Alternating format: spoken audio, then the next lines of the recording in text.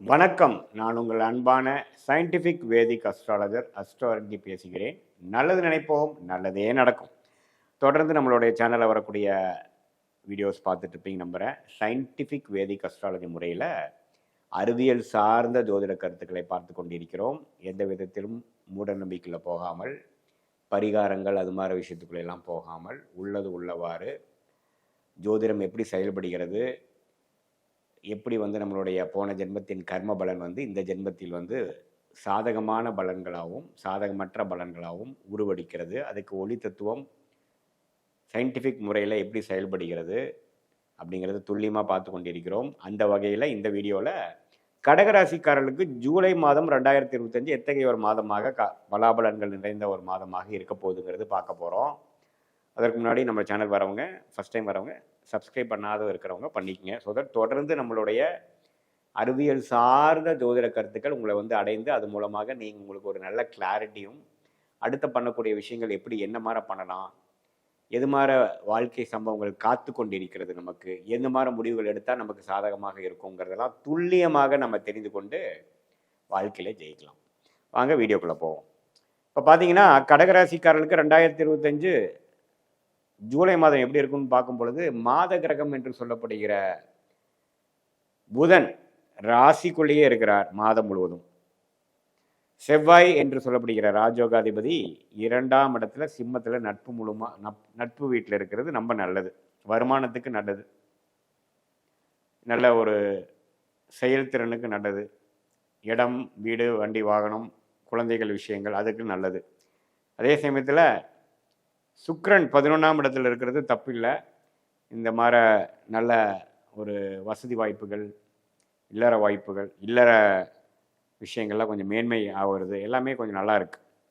சூரியனும் குருவும் 12ஆம் இடத்துல இருக்கிறது பார்த்திங்கன்னா, குருவே 6ஆம் இடத்துக்கு கனெக்ட் ஆகி சில கடன்கள் வாங்கிறது, கடன் மூலமாக அபிவிருத்தி செய்ய நினைக்கிறது, கூட்டு முயற்சியாக ஜெயிக்க பார்க்குறது, வெளிநாடு போக பார்க்குறது, இதுக்கெல்லாம் சாதகமான ஒரு அமைப்பு காட்டுதுங்க.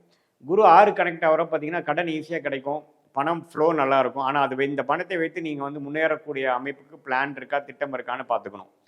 ஏன்னா கிடைக்கிறது கிடைச்சிரும் டக்குன்னு. ஆனால் அந்த அளவுக்கு உங்களுக்கு செயல்திறன் பிளான் இருக்கா அப்படிங்கிறது நீங்கள் ரொம்ப முக்கியமாக பார்க்கணும்.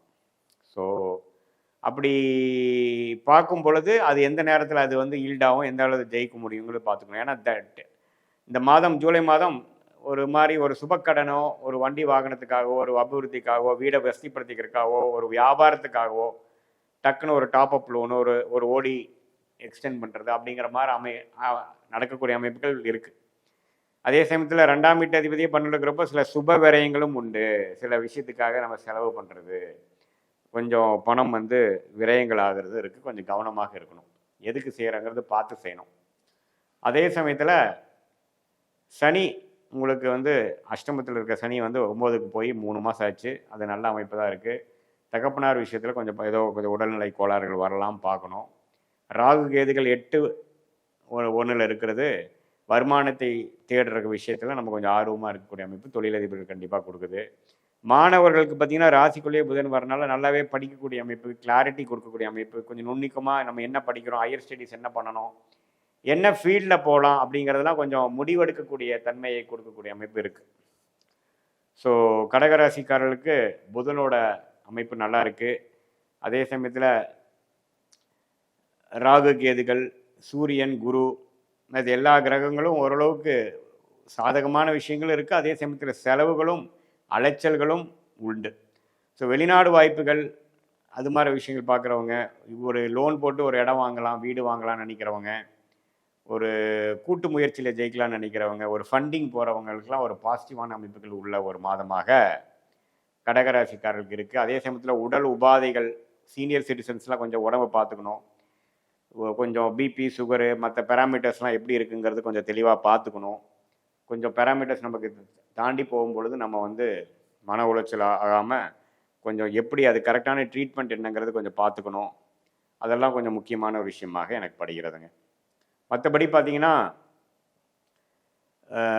கடகராசிக்காரர்களுக்கு அஷ்டம சனியிலேருந்து வெளியில் ஒரு புதிய டைரக்ஷனில் போகும்பொழுது சில அபிவிருத்திக்காகவும், சில வாழ்க்கை மாற்றத்துக்காகவும், வாழ்க்கையின் கட்டாயத்துக்காக சில ஃபினான்ஷியல் விஷயங்கள், குடுக்கல் வாங்கல், சுப விரயங்கள் செய்து அது மூலமாக பொருள் ஈட்டி அது இன்னொரு இடத்துல இன்வெஸ்ட் பண்ணுறது, லோன் மூலமாக சில பண்ணுறது, வெளிநாடு போக ட்ரை பண்ணுறது, எஜுகேஷன் லோன் வாங்குறது, அது மாதிரி சில விஷயங்கள்லாம் ரொம்ப பாசிட்டிவாக நடக்கக்கூடிய அமைப்பு. இதுவரையே வந்து நடக்காத விஷயங்கள்லாம் கொஞ்சம் பாசிட்டிவாக நடக்கும். அதே சமயத்தில் ரியல் எஸ்டேட்டு அது மாதிரி இருக்கிறவங்களுக்கு ரொம்ப நல்லா நடக்கும். ஒரு உங்களுக்கு பிடிச்ச கட்டடம், பிடிச்ச ஒரு இடம் கிடைக்கும் ஃப்யூச்சரில் அது பிஸ்னஸ் பண்ணுறதுக்கு. அது மாதிரிலாம் நல்ல ஒரு அமைப்பு கொடுக்கக்கூடிய, அதே சமயத்தில் 8ஆம் இடத்துலேயே ராகு வந்து குரு பார்வை பண்ணுறதுனால கொஞ்சம் அந்நிய சூழ்நிலை, ஒரு நார்த் இந்தியன் ட்ராவல் போகிறது, ஒரு அந்நியர் மூலமாக கொஞ்சம் பெனிஃபிட் ஆகிறது, அது மாதிரி விஷயங்கள்லாம் இருக்குது. நைட் நேரத்தில் வந்து ட்ராவல் பண்ணுறதை கொஞ்சம் அவாய்ட் பண்ணிக்கோங்க. முடிஞ்ச வரைக்கும் பார்த்தீங்கன்னா டே டைமில் எல்லாமே கொஞ்சம் பண்ணக்கூடிய அமைப்புகள் பண்ணுங்கள். ஸோ இது கடகராசிக்காரர்களுக்கு பொதுவாக பார்க்கும்பொழுது அஷ்டம சனியிலேருந்து நல்ல ஒரு பிரேக் ஆகி வாழ்க்கையில் நல்ல மாற்றத்தை கொடுத்து அடுத்த நியூ டைரக்ஷனில் போய் ஒரு அபிவிருத்தியை நோக்கி மாணவர்களாக இருந்தாலும் சரி, இல்லத்தரசிகளாக இருந்தாலும் சரி, ஒரு டெவலப்மெண்ட் ஓரியன்டாக இதுவரை கடந்த 2 வருஷத்துக்கு கம்பேர் பண்ணுறப்போ இப்போ கொஞ்சம் வேறு டைரக்ஷனில் போய் கொஞ்சம் நம்ம ஜெயிக்கலாம், let's get a move on in our life அப்படிங்கிற மாதிரி ஒரு அமைப்பு கண்டிப்பாக கொடுக்கக்கூடிய மாதத்தில் முதல் 2-3 மாதத்தில் ஜூலை மாதமும் அடங்குதுங்க. ஸோ அதனால் கொஞ்சம் செலவுகள் அதிகமாக இருக்கிற மாதிரி வந்தாலும் முன்னேற்றத்தை நோக்கி தான் போகக்கூடிய அமைப்புகள் வந்து கோச்சாரத்தில் வந்து கடகராசி காட்டுது. இது வந்து ஒரு பொதுவான பலனே தவிர உங்களுடைய ஜென்ம ஜாதகத்தில் வந்து உங்களுக்கு என்ன லக்னத்தில் பிறந்தீங்க, என்ன தசாபுக்திகள் போய் கொண்டிருக்கிறது, அந்த தசநாதன் நட்பு வீட்டில் இருக்காரா, ஆட்சி உச்சத்தில் இருக்கிறாரா, புக்திநாதன் எப்படி இருக்குது, அந்த தசநாதனும் புக்திநாதனும் உங்கள் லக்னாதிபதிக்கு எப்படி ராஜோகாதிபதியா, வரக்கூடாத திசையா, வரவேண்டிய திசையா, அதெல்லாம் பார்த்து இப்போ நம்ம பார்க்கக்கூடிய கோச்சார அமைப்பாகிய சனி பயிற்சி, ராகுகேது பயிற்சி, குரு பயிற்சி, மாத கிரகத்தின் பயிற்சியெல்லாம் சேர்த்து பார்க்கும் பொழுது ஒன்றுமே ஒரு துல்லியமான பலாபலன்கள் எடுத்து நம்ம வாழ்க்கையில் எப்போ வந்து நம்ம ஜெயிப்போம், எந்த நேரத்தில் எந்த டெசிஷன் எடுக்கணும், எந்த மாதிரி அமைப்பு ஷார்ட் டேர்மில் இருக்குது, எந்த மாதிரி அமைப்பு லாங் டேர்மில் இருக்குது, நம்ம சொன்னக்கூடிய பலாபலன்கள் வந்து ஒரு ராஜயோக திசைகள் நடக்கும் பொழுது இன்னும் கொஞ்சம் தூக்கலாகவும், கொஞ்சம் சுமாரான திசைகள் நடக்கும் பொழுது நம்ம சொன்ன அந்த பொதுவான பலன்கள் கொஞ்சம் குறைவாகவும் வருங்கிறத தெரிஞ்சுக்கணும். மெயினாக அந்த தசாபுக்திகள், ஜாதகத்தில் இருக்கக்கூடிய கிரகத்தின் அமைப்புகள், டிகிரி அடிப்படையில் சயின்டிஃபிக் வேதிக் முறையில் பார்க்கும் பொழுது